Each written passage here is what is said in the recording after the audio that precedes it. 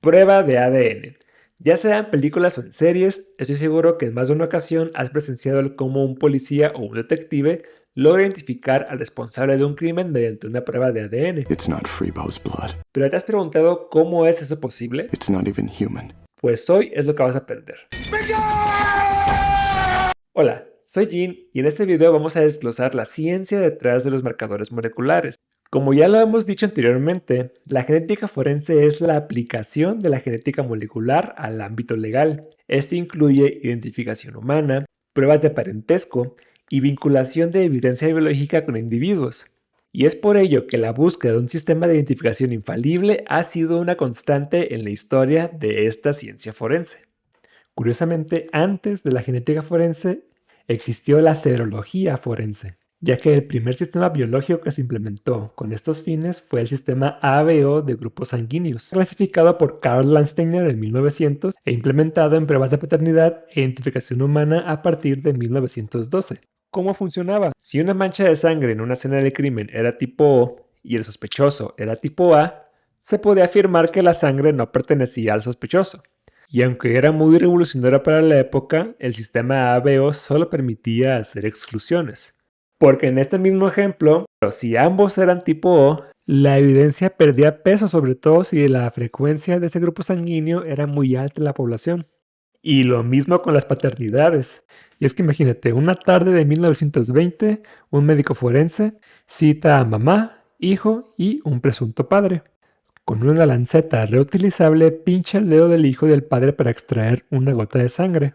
Y el médico, utilizando sueros anti-A y anti-B, realiza una prueba de grupos sanguíneos. Si la sangre del niño formaba grumos con el suero anti-A, se reportaba como grupo A. Al final dando su veredicto diciendo, el menor presenta caracteres de aglutinación que lo sitúan en el grupo de Landsteiner A, lo cual es incompatible con el supuesto padre que es grupo O.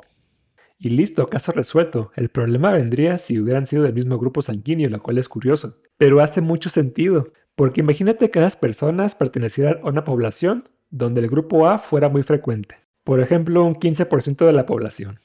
Pues no había manera de individualizar al supuesto padre, ya que él caía dentro de todo un 15% de hombres que compartían el mismo grupo sanguíneo, el grupo sanguíneo A, por ejemplo. Posteriormente se emplearon otros tipos de moléculas con fines forenses, como el antígeno leucocitario humano y proteínas séricas como la fosfoglucomutasa y la aptoglobina, que ofrecían mayor capacidad discriminatoria con respecto al grupo ABO. ¿Y esto por qué? Bueno, si comparamos el sistema ABO con el sistema HLA, el gen encargado para codificar o determinar tu grupo sanguíneo solo tiene 3 variantes, A, B u O, lo que da origen a los 4 grupos sanguíneos posibles. Por otro lado, para un solo locus del sistema HLA, hoy en día sabemos que existen miles de variantes distintas, y esto es debido a que el sistema HLA es la base de nuestro sistema inmunológico. Su función es reconocer virus y bacterias, y para que la especie humana no se extinga con una sola epidemia, la evolución ha forzado que casi cada individuo tenga un sistema de antígenos leucocitarios único. Y si nos vamos a los números, esto era mucho más evidente, ya que mientras el sistema ABO excluía aproximadamente al 17% de los hombres falsamente acusados, el sistema HLA llegaba a excluir a más del 90% de los casos. Y eso, amigos, fue la serología forense, un enfoque que no empleaba secuencias de ADN, sino el producto de estas secuencias, proteínas, antígenos, para poder dar solución a casos legales. Pero entonces, ¿cómo se usa el ADN? Bueno, recordemos que el ADN es este polímero de doble cadena cuya secuencia de nucleótidos constituye la información genética que permite el correcto funcionamiento de un organismo. Es como si tu ADN fuera como un libro gigante de instrucciones y que cada capítulo tiene información específica para codificar proteínas específicas. Pero estas secciones de tu libro, estas regiones codificantes, representa menos del 5% de tu genoma. Al resto del contenido se le conoce como ADN no codificante. Y es en este ADN no codificante en el que nos vamos a basar cuando hablamos de marcadores moleculares. Lo primero que hay que entender es que son en estas regiones de tu genoma donde encontramos los llamados polimorfismos. ¿Qué son estos? son variaciones que se encuentran de manera recurrente en una población, y es el conjunto de estos polimorfismos lo que nos hace únicos a nivel genético. Velo de esta manera: si tú fueras capaz de tomar todos los polimorfismos que hay en tu ADN no codificante y colocarlos o hacer tu propio álbum Panini genómico de polimorfismos, no habría una sola persona en el planeta Tierra que tuviera exactamente el mismo álbum Panini que tú. Y existen distintos tipos de polimorfismos, no todos son iguales. Y no todos los polimorfismos nos permiten diferenciar de la misma manera a las personas. De hecho, el potencial que tienen las regiones variables del genoma para poder identificar a una persona se descubrió por accidente en 1984, gracias a Sir Alex Jeffreys. Digo por accidente porque él en realidad se encontraba estudiando la evolución de la familia de genes de la globina, cuando de repente encontró un mini satélite dentro del gen de la mioglobina humana, dentro de un intrón. Los minisatélites son regiones repetitivas de ADN. Piénsalo de esta manera: si la oración "yo tengo una casa" fuera una secuencia cualquiera de ADN, un mini satélite se vería "yo tengo una casa". En este caso, la palabra tengo sería lo que nosotros llamamos motivo de repetición, esa secuencia específica que se repite.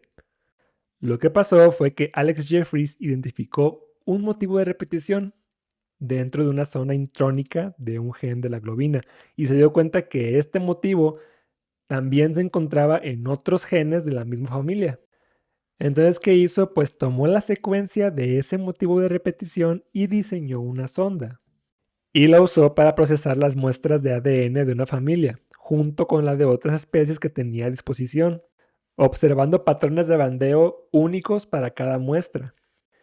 También señaló que en los patrones de bandas que presentaba el hijo tenía similitudes con la de ambos progenitores, tanto papá como mamá. Entonces se dio a la tarea de diseñar sondas cada vez más específicas, confirmando que estos patrones de bandeo eran únicos para cada persona y además seguían un patrón de herencia predecible, a lo que él llamó huella genética, el conjunto de polimorfismos que nos hacen distintos a nivel genético. Ya llegado a este punto, quisiera que fuéramos estableciendo conceptos, empezando por definir qué es un marcador molecular. Los marcadores moleculares son regiones específicas del ADN que presentan variación entre individuos y cuya herencia, es decir, su transmisión de un par de progenitores a su descendencia, siguen patrones específicos. Por ejemplo, un patrón de herencia mendeliano. De esos marcadores existen dos tipos principales de clasificación: los marcadores basados en longitud y los marcadores basados en secuencia. En la primera podemos empezar a hablar de los microsatélites o STRs. Los Short Tandem Repeats son regiones del ADN donde una secuencia corta de bases se repite varias veces de manera consecutiva. Este número de repeticiones varía entre individuos y esa variación define los alelos. Un alelo se nombra según el número de repeticiones. Por ejemplo, si el motivo de repetición de un STR es GATA y este motivo de repetición aparece 12 veces, decimos que ese alelo corresponde a un alelo 12. En el caso de los polimorfismos basados en secuencia, podemos nombrar a los polimorfismos de un solo nucleótido, o SNPs por sus siglas en inglés, y a los polimorfismos de inserción de lesión, o indels. Los primeros, como su nombre lo indica, se basan en la variación de una sola base en una posición específica del genoma. Es decir, en distintos individuos, un SNP puede presentarse como una adenina, una timina, una guanina o una citosina, mientras que el resto de secuencia que rodea ese punto en específico se mantiene exactamente igual. Mientras que los indels consisten en la incorporación de una base o segmento de ADN en un sitio específico o bien en la ausencia del mismo. Otra manera de clasificar los marcadores moleculares es con respecto a la información que estos brindan. Por ejemplo, podemos tener marcadores de identidad, linaje, ancestría o fenotipo, y cada uno de ellos tiene características específicas. Y bueno, si se dan cuenta, todos estos marcadores moleculares, antes de ser marcadores moleculares, son polimorfismos. o se hace variantes. Entonces, ¿con qué características deben de cumplir para poder ser considerados o utilizados como marcadores moleculares? Número uno, que se encuentren distribuidos en todo lo largo del genoma. Por ejemplo, en todo el genoma nuclear podemos encontrar STRs autosómicos, al igual que STRs de cromosoma X y STRs de cromosoma Y. Número 2, que se encuentren en regiones no codificantes, ya que los polimorfismos presentes en estas regiones suelen prevalecer con el paso del tiempo. ¿Qué quiero decir con esto? Supongamos que tú tienes una población de insectos que suelen ser de color verde, lo cual les permite mimetizarse entre las plantas para no ser comido por sus depredadores. ¿Qué pasa si de repente existe una variación dentro del gen, o sea, una región codificante, que expresa la proteína que les brinda su característico color verde y de la nada empiezan a aparecer individuos de color rojo? Pues pasaría que para los depredadores sería mucho más fácil identificar y por ende comérselo.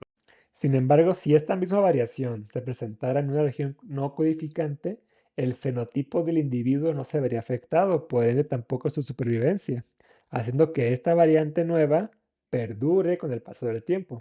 Número 3, que sea altamente polimórfico.